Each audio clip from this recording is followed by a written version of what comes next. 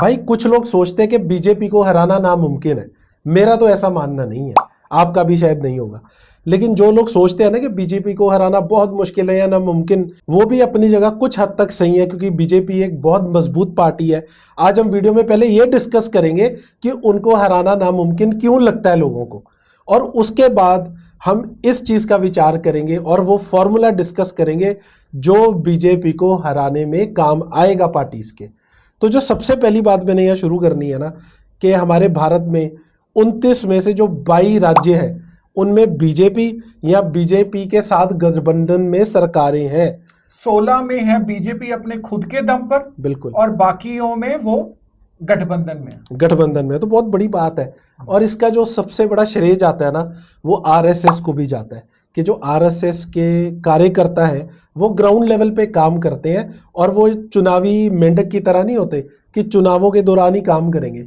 उनका काम 24/7 चलता रहता है। आरएसएस और उनके जो अनुषंगिक संगठन है, जैसे वीएचपी हो गया, वनवासी हो गया, भाई आरएसएस के बहुत सारे संगठन हैं जो निरंतर 12 के 12 महीने वो इस कार्य में लगे रहते हैं, लोगों के बीच विचरण करना, विचार करना। और ये एक ऐसी डेडली कॉकटेल हो गई है, आरएसएस का कार्डर हो गया और मोदी जी का पॉपुलैरिटी का चेहरा, जो कि बीजेपी को अब तक अजेय बना रही। अच्छा, बीजेपी का अपना काडर भी तो बहुत स्ट्रांग है ना, ग्राउंड लेवल पे जो वर्कर्स है, जो गिनती है ना बेसिकली, उसमें बीट कर रहे हैं बाकी पार्टीज को। बीजेपी तो दावा करती है कि सबसे ज्यादा कार्यकर्ता हमारे हैं, चाइना में जो कम्युनिस्ट पार्टी है उससे भी ज्यादा। बट मैं तो साफ बात बोलूंगा, देखो बूथ मैनेजमेंट में बीजेपी का कोई सानी नहीं है। अच्छा, आपको लगता है कि जैसे मोदी है, अब मोदी नाम इतना बड़ा हो चुका है ना, उस नाम का फायदा भी इनको चुनावों में होता है बीजेपी को? जी, इनके पास एक ही चेहरा है, मोदी। अब कोई ना, हम देखो अगर पॉपुलैरिटी की बात करें तो बीजेपी में 2 ऐसे नेता हैं। सबसे बड़े हो गया अपना मोदी जी, जो वोट मतलब खींचने की ताकत है जिनमें, और दूसरे हैं योगी जी। बाकी ना राजनाथ सिंह जी, ना अमित शाह, ये सब नितिन गडकरी, वो तो एथेनॉल के बाद वो वोट खोने की ताकत होगी उनमें, वो जीतने वाली ताकत नहीं है नितिन गडकरी में। इनके पास कोई और नेता नहीं है, नेशनल लेवल पे बात हो रही है जो कर पाए। सिर्फ 2 हैं, मोदी जी हैं और उनके नीचे योगी जी। अच्छा, 2 और बड़े कारणों पे मैं डिस्कस करना चाहूंगा जिसकी वजह से लोगों को लगता है यार बीजेपी अनबीटेबल है। एक, आप मुझे उस दिन आप बता रहे थे पैसे की बात, पैसे के किस पार्टी के पास कितने 30,000 करोड़ बीजेपी के पास है, और दूसरे कांग्रेस के पास कितना है? 800 करोड़ से भी नीचे। कहां 30,000 करोड़ और कहां 800 करोड़। इसके अलावा भाई मुझे एक और सबसे बड़ा जो कारण लगता है ना बीजेपी की इनविंसिबिलिटी का, वो है गोदी मीडिया। अब जितने भी आप न्यूज चैनल्स देख लो, they are mainly controlled by Ambani या अडानी, तो वो तो उनकी ही बोली बोलेंगे सरकार की। अच्छा, इसका मैं एक बहुत लेटेस्ट एग्जांपल दे रहा हूं। सीजेपी का आंदोलन हुआ जी, युवाओं ने मोदी साहब को झुका दिया। अच्छा, आपने देखा होगा इस दौरान पिछले 1-2 महीने में कोई सर्वे नहीं आया। यहां तो बाद में सर्वे होता था, मोदी जी सबसे पॉपुलर नेता, सबसे ज्यादा अगर बीजेपी आज चुनाव लड़े कितनी सीटें जीते। अच्छा, सीजेपी आंदोलन के बाद कोई सर्वे नहीं आया, सारे मीडिया वाले चुप है। पता है सर्वे करेंगे तो पोल खुल जाएगी। तो ये सबसे बड़ा एग्जाम्पल है गोदी मीडिया का। अब कल मैं तो साफ बात कहूंगा, गोदी मीडिया उनका सबसे बड़ा हथियार है। हर सरकार की गलत नीतियों में, हर उनके गलत कामों में जो साथ दे रहा है वो उनका गोदी मीडिया है। इसके अलावा ना एक और जो बड़ा कारण है, जब भी चुनाव आते हैं, चुनाव से ठीक पहले बीजेपी चाहे राज्यों में लड़ रही है, चाहे भारत में लोकसभा के चुनाव है, ये लोगों को ना फ्रीबीज बहुत बांटते हैं, सीधा डायरेक्ट बेनिफिट पहुंचाते हैं, अकाउंट्स में पैसे डलवा के किसी ना किसी कारण घुमा फिरा के। आपको महाराष्ट्र में पैसे डाले इन्होंने, बिहार में डाले। जब पैसे आप किसी के खाते में डाल रहे हो ना, अच्छा, टॉयलेट के नाम पे भी डाले, लोग टॉयलेट थोड़ी बना रहे हैं, वो तो वो पैसे खा रहे हैं। अगर चक्कर पता है क्या, अगर मेरे पास पैसा आएगा चुनाव से 1 महीने पहले, 20 दिन पहले, 15 दिन पहले, तो मैं ये मेरे मन में आएगा कि यार मैं नमक हलाली, मैं नमक हराम नहीं हूं, मुझे अगर पैसा दिया सरकार ने तो मैं उसको वोट डालूंगा। ये एक चुनावी, मैं मतलब इसको रिश्वत ही मानूंगा। और इसमें हमारा ईसीआई बिल्कुल नहीं रोक लगा रहा, जबकि पहले क्या होता था, ईसीआई का सख्त कानून होता था कि जब अपना कोड ऑफ कंडक्ट होगा, की आप बात जो कोड ऑफ कंडक्ट है उसमें आप 1, 2, 3 महीने पहले भाई कोई पैसे वैसे कोई नई स्कीम नहीं कर सकते। चुनाव जाब्ता होती है ना, उसमें क्या होता है कि आप पहले लोगों को चुनाव से पहले कोई डायरेक्ट बेनिफिट नहीं कर सकते, लेकिन जो ईसीआई है या बाकी जितने भी इंस्टीट्यूशंस हैं, सीबीआई होगी, ईडी होगी, वो सब सेंट्रल गवर्नमेंट के इशारों पर नाच रहे हैं, जबकि ये जो इंस्टीट्यूशन होते हैं ये सेंट्रल गवर्नमेंट नहीं, ये इंडिपेंडेंटली वर्क करते हैं। अगर मैं एक ऑपोजिशन लीडर हूं, मेरे घर पे ईडी ने छापा मार दिया, मेरा खाता जब्त कर दिया, मेरा जो फंडिंग का सोर्स है वो काट दिया, तो मैं क्या उखाड़ लूंगा? सीबीआई आके मुझे गिरफ्तार कर लेगी। अच्छा देखो, हमारे बहुगिनती में हिंदूज हैं हमारी कंट्री में, तो आपको लगता है कि बीजेपी चुनाव से पहले हिंदुत्व का कार्ड खेलती ही खेलती है? सर देखो, ये तो आए ही हैं हिंदुत्व को लेके। देखो हमारे मतलब भारत में 15 से 20% ऐसे लोग हैं जो हिंदुत्व का उनका एक मतलब जीवन का पार्ट है। उनको लगता है कि भाई देश बहुत साल से गुलामी रहा था, जब से बीजेपी आई है तब से हम आजाद हुए हैं। ये लोग बहुत मानते हैं, 15 से 20% है।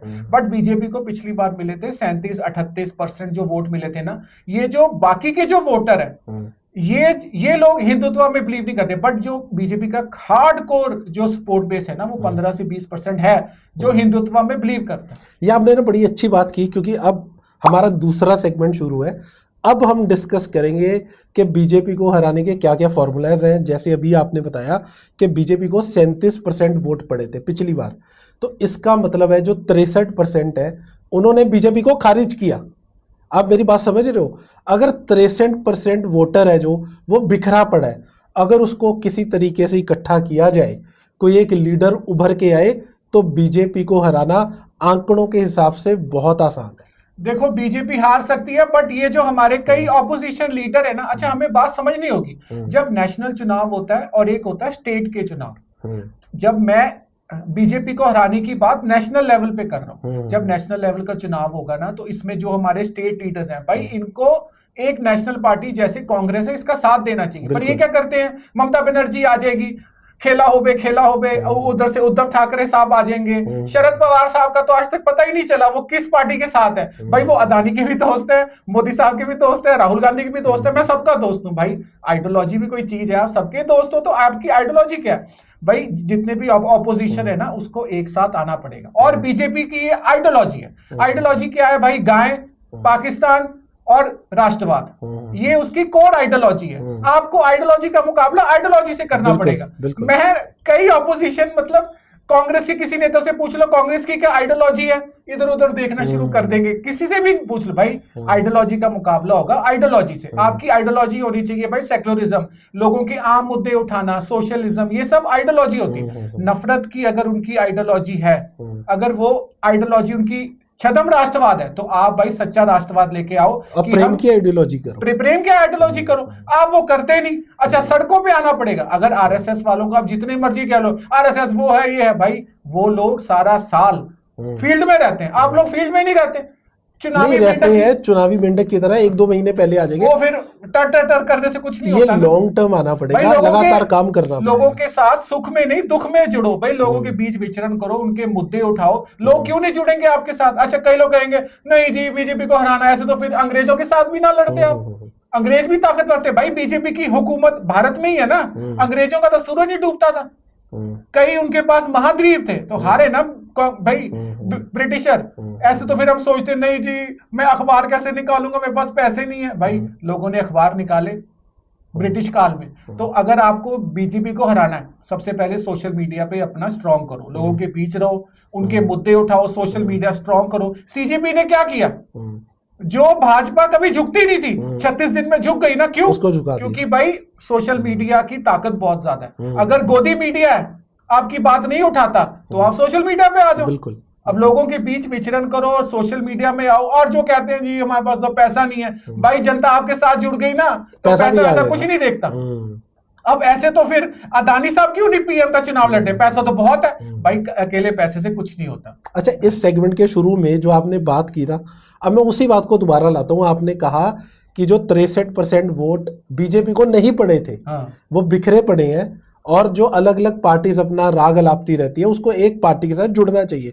और इस बात को हमें मानना पड़ेगा कि जो बीजेपी के बाद दूसरी सबसे बड़ी पार्टी है भारत में वो कांग्रेस की है, 100 और जो लोकसभा सीटें हैं उसके पास, और जो बीजेपी का जो सबसे बड़ा लीडर है वो है नरेंद्र मोदी। और जो नरेंद्र मोदी के सामने खड़ा होकर सबसे बड़ा लीडर उभर के आया है पिछले दिनों में वो है राहुल गांधी। तो आपको लगता है कि Rahul Gandhi is going to be a big factor in beating BJP? देखो पहले तो ये उछाल देते थे ममता बनर्जी है जी मोदी का मुकाबला करेंगे, केजरीवाल करेंगे, उद्धव ठाकरे, भाई ये सारे शत्रु तो हार गए। ऊपर से स्टालिन आएंगे जी, स्टालिन खुद हार गए। अब भाई सिर्फ एक बचा है राहुल गांधी। राहुल गांधी के पास 100 लोकसभा सीटें हैं। भाई अगर बीजेपी को हराना है तो सारी पार्टियों को इकट्ठा होना पड़ेगा, आपको एक कैंडिडेट देना पड़ेगा उनके खिलाफ, क्योंकि हमारे first pass the post system है।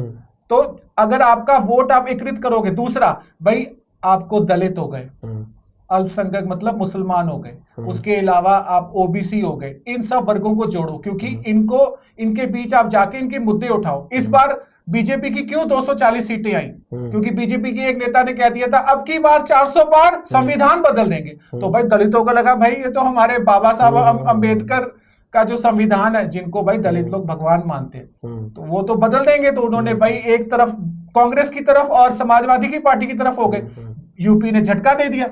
तो हमें मतलब ऑपोजिशन पार्टीज को भाई दलितों को अपने साथ जोड़ना चाहिए, ओबीसी को, अल्पसंख्यकों को, इनकी ताकत। और जो अपर कास्ट है ना, ये बात बहुत कड़वी है भाई, अपर कास्ट बीजेपी का हार्ड कोर वोटर है। 90-95% अपर कास्ट भाई बीजेपी को देते हैं। तो इसलिए ऑपोजिशन को तो इसको मतलब अपने साथ जोड़ने की कोशिश भी नहीं करनी चाहिए। मतलब फालतू की मेहनत ना करो भाई, अपर कास्ट नहीं जाएगा। अपर कास्ट में जैसे ब्राह्मण हो गए, राजपूत हो गए, वैश्य समाज हो गया, लेकिन जेंजी जाएगा। जेंजी में बड़ा आक्रोश देखने को मिल रहा है। जो प्रेजेंट की सरकार है ये पहले ऊल जलूल बयान दे देते थे, लेकिन अब देखने में आ रहा है जब आप जेंजी को आप नहीं, जेंजी को आप क्या बोलोगे? नक्सलवादी बोल नहीं सकते। अच्छा अगर बोलोगे अरे तुम कहां थे 2000 से पहले, 2022 में, नहीं मोदी जी ने बोल तो दिया ये दिमागी नक्सल है, इनको आइसोलेट करो। अच्छा चलो, बहुत अच्छी हेल्दी डिस्कशन भाई, आपने बहुत अच्छे पॉइंट्स बताए। एक बात मैं कहना चाहूंगा, अब किसी बेचारे 16 साल के बच्चे को किसी रिपोर्टर ने कहा तुम लोग कहां थे जब कांग्रेस का रूल था? बोला भाई मैं पैदा ही नहीं हुआ था। जब मैं पैदा ही नहीं हुआ तो मुझे क्या पता कांग्रेस, मैंने तो पैदा ही भाई। हमारी वीडियो पे भी बड़े लोग बोलते हैं 84 भूल गए क्या? भाई हम पैदा ही नहीं हुए थे तब। और ये बात नहीं है, हिस्ट्री हमने भी पढ़ी है, उस पे भी वीडियो आएगी एक। भाई पंजाब में 3 बार कांग्रेस आ चुकी है, तो ऐसे तो ये तो कोई लॉजिक नहीं कि सरदार वोट नहीं डालते कांग्रेस को। भाई मुद्दे की बात ये है, अगर राष्ट्र के चुनाव है तो आपको आइडियोलॉजी का मुकाबला आइडियोलॉजी, सोशल मीडिया के साथ जुड़ो, सारी ऑपोजिशन एक साथ हो जाए, आपको लोकल सिंपल मैसेज दो लोगों में। ये बगैर इसके आप कहोगे बीजेपी को हरा लेंगे हम, वो चलेगा नहीं। आपको लोगों के बीच रहना पड़ेगा और निरंतर भाई आपको मेहनत करनी पड़ेगी, तभी हरा पाओगे, वरना तो फिर ऐसे बातों के मतलब क्या शेर रह जाओगे, बातों के शेर हो जाओ। भाई ने बड़े ताबड़तोड़ आइडियाज दिए और ये लोगों को पता भी है, ठीक है, लेकिन इन पे वर्क करने की जरूरत है। आखिरी में जाते जाते मैं एक बात कहना चाहूंगा भाई, राहुल गांधी को जो अंडर एस्टिमेट करते थे ना, उन्होंने हाल ही में दिखा दिया कि उनकी पावर है, बहुत बड़ी पावर है। और जो व्यक्ति इतने चुनाव हारने के बाद भी इतनी मजबूती से खड़ा है भाई, वो बहुत डेंजरस होता है, और ये बीजेपी भी जानती है। अच्छा जो लोग कहते हैं ना वो तो चुनाव हारता रहता है, वाजपेयी साहब तो 50 साल तक चुनाव हारे भाई। 1952 तक से लेके भाई 1996 में भी बने ना, जब से जनसंघ था तब से हारते ही रहे ना। तो भाई तो क्या वाजपेयी जी छोटे नेता हो गए? और महात्मा गांधी ने तो चुनाव नहीं लड़ा, तो फिर उस हिसाब से तो महात्मा गांधी बेकार था, वो तो चुनाव नहीं लड़ा उसने। भाई बात होती है जज्बे की, आपकी भावना की। आपको अगर चुनाव में हारना जीतना से कुछ नहीं होता, आपकी आइडियोलॉजी क्या है वो ज्यादा है। भाई अगर आपने यहाँ तक वीडियो देख ही लिया है तो आप भी बता दो बीजेपी को हराना मुमकिन है या नहीं। अगर है तो अगर हमने कोई पॉइंट मिस किया हो तो आप कमेंट्स में बताइए कि उनको किस तरीके से हराया जा सकता है। और अगर आपको लगता है नहीं हराया जा सकता, आप तब भी अपनी राय दें, गालियां मत लिखे, तर्क से बात करें। धन्यवाद।